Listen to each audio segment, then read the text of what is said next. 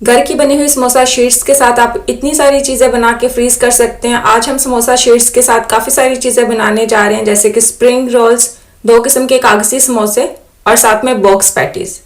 आपकी इतनी बारीक समोसा शीट्स तैयार होंगी कि अगर आप इनको दोनों को भी जोड़ेंगे तो इसकी फिलिंग नजर आएगी। एक बर्तन में डाल देते हैं 2 कप मैदा, वजन में इसका ग्राम 300 ग्राम है। हाफ टी स्पून नमक डाल देते हैं और अच्छी तरह से मिक्स कर देंगे। थोड़ा सा पानी डाल के अच्छी तरह से मिक्स करते हुए इसका दरमियाना सा डो तैयार कर लेंगे। डो को बहुत सख्त भी नहीं रखेंगे और बहुत नरम भी नहीं रखेंगे। आटे को हमने अच्छी तरह से गूंद के तैयार कर लिए। इस तरह का इसका टेक्सचर है। ऊपर से इसको कवर करके 10 मिनट के लिए छोड़ देते हैं। फिलिंग तैयार करने के लिए एक पैन को हाई फ्लेम पर रखा हुआ है। इसमें डाल दिया 2.5 टेबलस्पून तेल, आधा टेबलस्पून लहसुन का पेस्ट। इसको फ्राई कर लेते हैं खुशबू आने तक। 1.5 कप बारीक कटी गाजरें डाल देते हैं और गाजरों को हाई फ्लेम पर 2 मिनट के लिए पकाएंगे ताकि ये थोड़ी सी नरम हो जाए। हस्बे ज़रूरत इसमें शिमला मिर्च डाल देते हैं 3 कलर की। 1 कप स्प्राउट्स डाल दें और 3 स्टिक्स इसमें डाल देते हैं सब्ज़ प्याज की बारीक कटी हुई।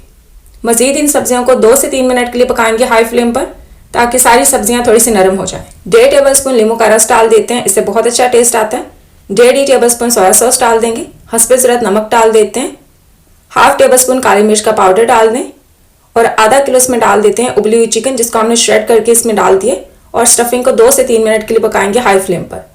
चिकन उबली हुई है तो सिर्फ आपने 2 से 3 मिनट के लिए स्टफिंग को पका लेना है। स्टफिंग बिल्कुल तैयार हो चुकी है। फ्लेम ऑफ कर देते हैं और इसको ठंडा करने के लिए साइड पे रख देंगे। तकरीबन 10 मिनट के बाद डो भी अच्छी तरह से सेट हो चुका है। दोबारा से इसको एक बार पेड़े की शेप दे देते हैं और दरमियान से इस तरह इसको तोड़ लेंगे।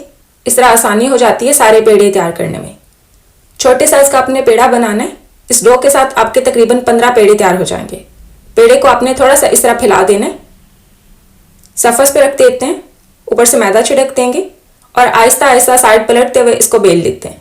इतना आपने इसको बेलना है। थोड़ा सा इसके ऊपर तेल लगा देते हैं, हाथ की मदद से इस तरह फैला देंगे।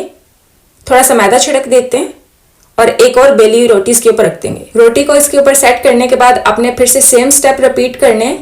तेल लगाने के बाद अच्छी तरह से फैला देना है, मैदा छिड़कना है और एक और रोटी रख देनी है। 5 से 6 रोटियों तक आपने सेम स्टेप इसी तरह रिपीट करने हैं। आखिरी रोटी रखने के बाद इसको थोड़ा सा प्रेस करके फैला देंगे। मैदा छिड़क देते हैं, मजीद इसको थोड़ा सा फैला देते हैं। सरफेस के ऊपर भी मैदा छिड़क लें और रोटी के ऊपर दोबारा से मैदा छिड़क लेंगे और आहिस्ता आहिस्ता बेल लेंगे। इतना बारीक बेलने के बाद अब इसको ले जाते हैं तवे के ऊपर। तवे को मीडियम स्लो हीट पर गर्म कर दिया। इसके ऊपर रोटी डाल देते हैं। कुछ सेकंड के लिए आपने इंतजार करना है, फिर आपने इस तरह इसका साइड पलट देना है। रोटी पे कलर नहीं आने देना, बस आपने इसका कच्चापन खत्म करना है। फिर से साइड पलट देते हैं। ये रोटी अच्छी तरह से सिक चुकी है, अच्छी तरह से पक चुकी है। इसको उतार लेते हैं। सारी रोटियां इसी तरह हमने बना ली हैं। समोसा शीट्स को अलग करके दिखा देते हैं। थोड़ी सी इसमें से आपने हीट को निकलने देना है। उसके बाद आप इस तरह इसको अलग करेंगे तो ये फटेंगी भी नहीं और अच्छी तरह से सेपरेट हो जाएंगे। एक और शीट उतार के दिखा देते हैं। इन शीट्स को बेलने के लिए यही आपके लिए टिप है कि रोटियों को जितना बड़ा हो सके आप उतना बेल लें, फिर तेल लगा के मैदा छिड़क के इसको बेल लें और आपकी रोटियों की मांडा पट्टी शीट्स बहुत अच्छी बनेगी। इस तरह ये समोसा शीट्स बहुत ज़्यादा नरम बनती है। समोसा शीट्स को आपने कवर करके रख देना ताकि ये ड्राई ना हो। थोड़ी सी रोटियों को आपने इस तरह दरमियान से काट लेना। इन रोटियों के साथ स्प्रिंग रोल्स भी बनाएंगे और कागजी समोसे भी बनाएंगे। एक बर्तन में डाल देते हैं 2 टेबलस्पून से 3 टेबलस्पून मैदा। थोड़ा सा पानी डाल के मिक्स कर देते हैं। इस तरह इसकी स्लरी बना लेंगे। ये ग्लू तैयार हो जाएगी जिससे हमने समोसा शीट्स को जोड़ना है। सबसे पहले स्प्रिंग रोल्स बना लेते हैं। स्टफिंग को आपने यहाँ पे सेट कर देना है। अच्छी तरह से इस तरह प्रेस कर देंगे। यहाँ पे लगा देते हैं मैदे की ग्लू। यहाँ पे भी लगा देते हैं इसको जोड़ने के लिए। ये वाला हिस्सा इसके ऊपर रख देते हैं और ये वाला हिस्सा यहाँ पे जोड़ देंगे। इस तरह मोड़ लेते हैं। यहाँ से आहिस्ता हल्के हाथ से प्रेस करते हुए आपने इस तरह इसको स्प्रिंग रोल्स की शेप देते जाना है और यहाँ पे ग्लू वाले हिस्से पे इसको जोड़ देंगे। ये देखिए। इसी शीट के साथ कागजी समोसे भी बना के दिखा देते हैं। शीट को दरमियान से मजीद काट लेंगे और इस तरह आपने यहाँ से पकड़ के इसको फोल्ड कर देना है। जहाँ पे आपका एक स्प्रिंग रोल बनेगा वहाँ पे आपके 2 समोसे तैयार हो जाएंगे। यहाँ पे ग्लू लगा देते हैं और अच्छी तरह से इसको प्रेस कर देंगे। कॉर्नर तक प्रेस करेंगे ताकि ये यहाँ से जुड़ जाए। सेंटर में रख देते हैं ठंडी की फिलिंग। स्टफिंग रख देते हैं। बड़ा 1 टेबलस्पून स्टफिंग इसके अंदर काफ़ी है।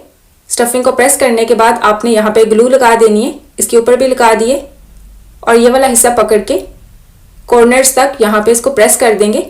कॉर्नर्स को आपने इस तरह प्रेस कर देना है ताकि जो नोक है इसकी उसमें मैदा अच्छी तरह से जुड़ जाए। फिर फ्राई होने के दौरान इसके अंदर ऑयल नहीं जाएगा। इन रोटियों के साथ लंबी पट्टियां काट लेते हैं, समोसों के लिए भी और साथ में बॉक्स पैटीज के लिए भी। और ये जितना भी एक्स्ट्रा है इसको आप पापड़ी के तौर पे इस्तेमाल कर सकते हैं या फिर चिकन के ऊपर कोटिंग के लिए इस्तेमाल कर सकते हैं। लंबाई में आपने इस तरह पट्टियां काट के रख देनी है। शीट्स को एक ही हिसाब से काट दिए। एक शीट को इस तरह रख के फोल्ड कर देते हैं, यहाँ तक आपने इसको फोल्ड करना है। फिर यहाँ पे आपने लगा देनी है मैदे की ग्लू, इसको अच्छी तरह से जोड़ने के लिए। मज़ीद इस तरह इसको फोल्ड कर देते हैं और जो ग्लू वाला हिस्सा आपने प्रेस कर देना है और इस तरह इसके दरमियान में रख देते हैं चिकन की स्टफिंग। आप चिकन की स्टफिंग भी बना सकते हैं, कीमे की स्टफिंग भी बना सकते हैं और सिर्फ सब्जियों की स्टफिंग भी बना सकते हैं। यहाँ पे भी हमने मैदा लगा दिया इस कोने में, इसको प्रेस कर देते हैं और ये वाला हिस्सा यहाँ पे अच्छी तरह से जोड़ देंगे। ये वाला हिस्सा आप बाहर भी लगा सकते हैं और इस तरह इसके अंदर भी मोड़ सकते हैं। अब आपने इसकी तीनों कोनों को इस तरह प्रेस कर देना है ताकि ये अच्छी तरह से बंद हो जाए और फ्राई करने के दौरान इसके अंदर ऑयल ना जाए। इस तरह आपका दूसरी शेप का भी समोसा तैयार हो जाएगा। अभी बॉक्स पैटीज तैयार करके दिखा देते हैं। एक पट्टी इस तरह रख के इसके दरमियान में ग्लू लगा देते हैं, दूसरी शीट इसके ऊपर रख देंगे और इसके चारों कॉर्नर्स में आपने ग्लू लगा देनी है। 3 हिस्सों में भी ग्लू लगा दिए, दरमियान में रख लेते हैं स्टफिंग। ये जो खाली हिस्सा है इसके ऊपर रख देते हैं। से सेट करने के बाद जो दूसरा हिस्सा है इसके ऊपर रख देते हैं ताकि ये सही से जुड़ जाए। ये वाला हिस्सा इसके ऊपर रख देते हैं और ग्लू वाले हिस्सों को आपने यहाँ से प्रेस कर देना है। ये वाला हिस्सा इसके ऊपर रख देते हैं और इसको अच्छी तरह से चारों कॉर्नर्स को प्रेस करते हुए जोड़ देंगे ताकि बॉक्स पैटीज के अंदर फ्राई करने के दौरान तेल ना जाए। आप इस तरह इसको आसानी से शेप दे सकते हैं। ये जितने भी एक्स्ट्रा पापड़ी है आप इसको चिकन के ऊपर कोटिंग के लिए इस्तेमाल कर सकते हैं। और इन 4 चीज़ों को आपको फ्राई करके दिखा देते हैं। इनको फ्राई करने के लिए आपने तेल को मीडियम स्लो हीट पर गर्म कर देना है। मीडियम स्लो हीट पर इनको फ्राई करेंगे।